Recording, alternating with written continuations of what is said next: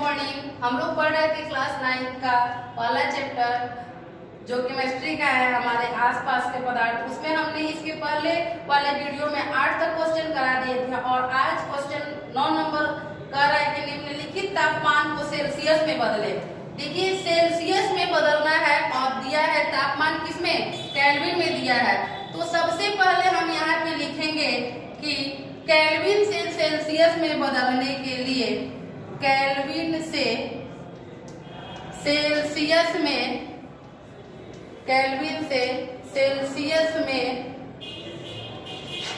बदलने के लिए केल्विन से सेल्सियस में बदलने के लिए 273 माइनस करना पड़ता। माइनस माने घटाना, 273 घटाना पड़ता है।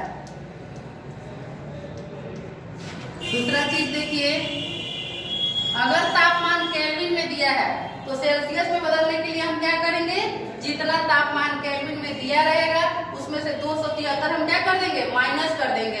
और वही तापमान जब सेल्सियस में दिया हुआ हो, इसमें दिया हुआ हो और हमको कन्वर्ट करना हो केल्विन में, तो 273 को क्या कर देंगे, प्लस कर देंगे। अब आइए लिखते हैं कि सेल्सियस से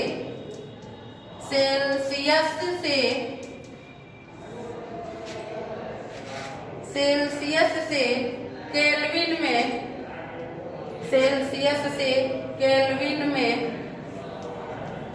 बदलने के लिए सेल्सियस से केल्विन में बदलने के लिए 273 को प्लस यानी जोड़ना, 273 को प्लस करना पड़ता है, 273 घटाना पड़ता है, जोड़ना पड़ता है। अब आइए, ये है 300 केल्विन माइनस 273। क्यों यहाँ पे 300 केल्विन है और माइनस हमको कितना करना है, 273। आइए हम लोग देखते हैं, बराबर 10 में से 3 गया 7, यहाँ बचा 9, 9 में से 7 गया 2 और ये कट गया। तो यहाँ हम कर देंगे डिग्री और सेल्सियस, क्योंकि हमको केल्विन से इसमें चेंज कर दिया है, डिग्री सेल्सियस में चेंज कर दिया। आइए इसका बी देखते हैं।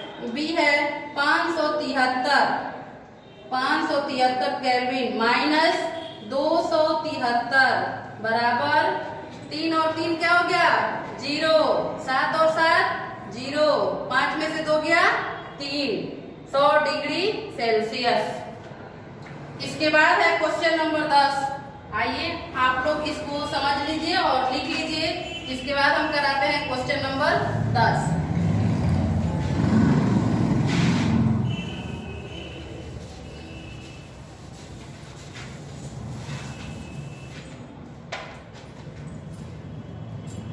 क्वेश्चन नंबर है 10 कि निम्न तापमान पर पानी की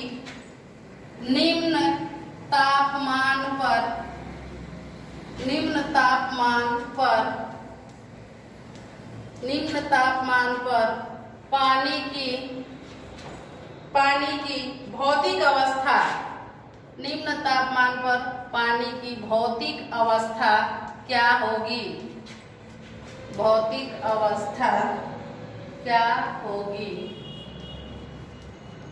तापमान हमको दिया रहेगा और उसपे हमको देख के बताना है कि उस तापमान पे पानी की भौतिक अवस्था क्या होगी। दिया हुआ है तापमान ए 250 डिग्री सी और बी है 100 डिग्री सी।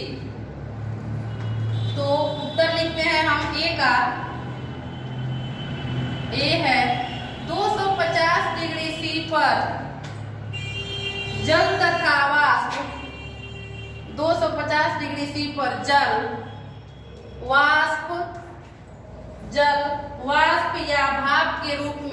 वाष्प या भाप के रूप में गैसीय अवस्था में होगी, भाप के रूप में गैसीय अवस्था गैसीय अवस्था में होगी, गैसीय अवस्था में होगी। बी है 100 डिग्री सी पर, 100 डिग्री सी पर जल तथा द्रव, जल तथा द्रव, 100 डिग्री सी पर जल तथा द्रव, जल द्रव तथा जल द्रव तथा वाष्प के रूप में, द्रव तथा भाप अर्थात गैस के रूप में, गैस के रूप में, गैस के रूप में गैसीय अवस्था, गैसीय अवस्था, गैसीय अवस्था दोनों में होगी, गैसीय अवस्था दोनों में होगी। माने द्रव में भी रहेगा और भाप बन के गैस अवस्था में भी रहेगा। तो ये था क्वेश्चन नंबर 9 और 10। क्वेश्चन नंबर 11 हम लिख देते हैं और इसका आंसर हम कल लिखाएंगे। तब तक आप लोग इस क्वेश्चन को लिख लीजिए।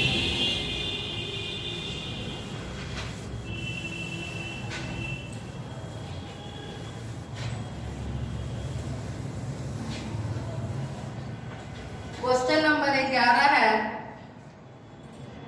किसी भी पदार्थ की, किसी भी पदार्थ की,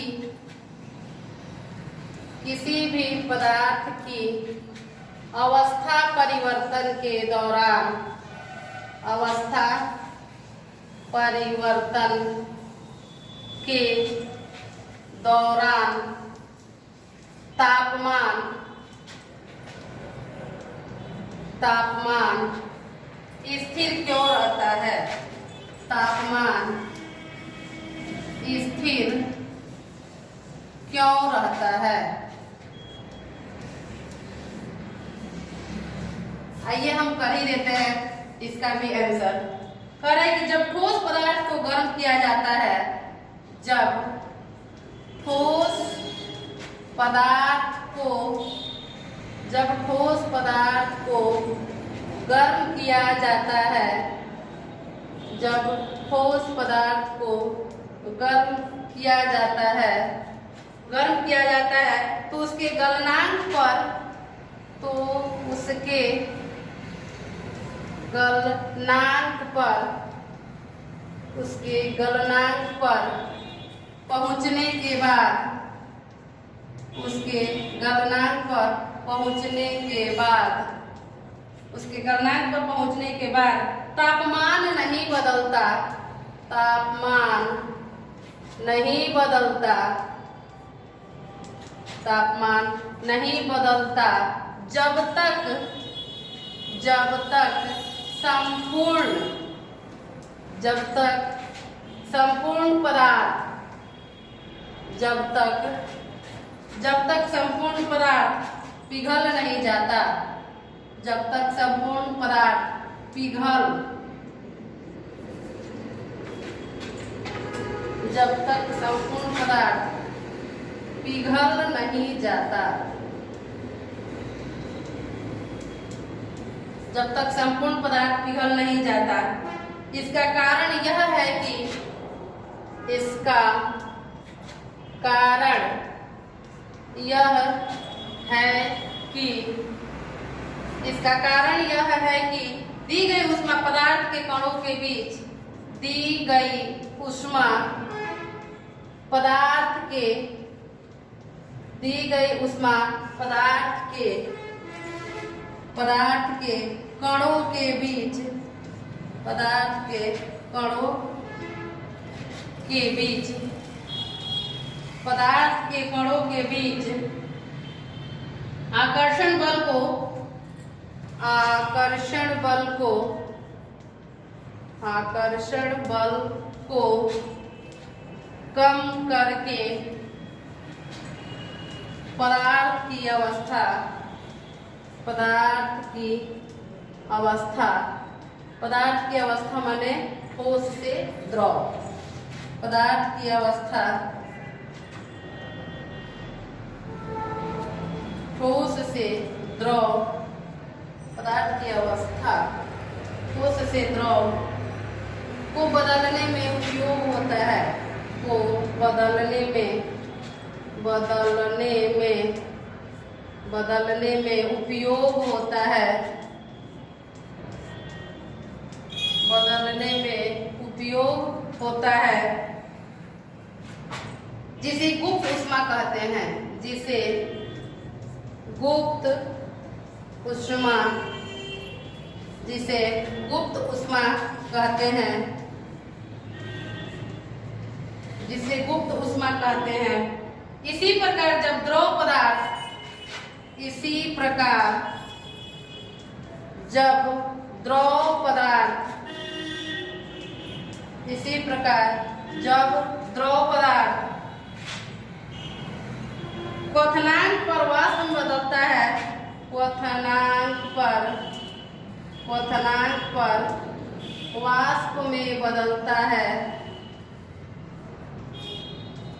वाष्प में बदलता है, क्वथनांक पर वाष्प में बदलता है, तो तापमान स्थिर रहता है, तो तापमान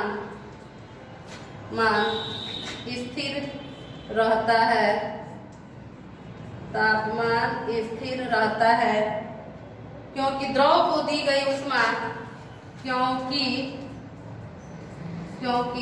द्रव को दी गई ऊष्मा, क्योंकि द्रव को दी गई ऊष्मा, क्योंकि द्रव को दी गई ऊष्मा ऊर्जा के कणों के मध्य, ऊष्मा ऊर्जा के कणों के मध्य माने बीच, कणों के मध्य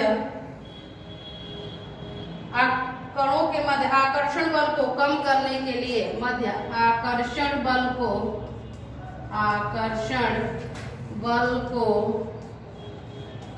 कम करने के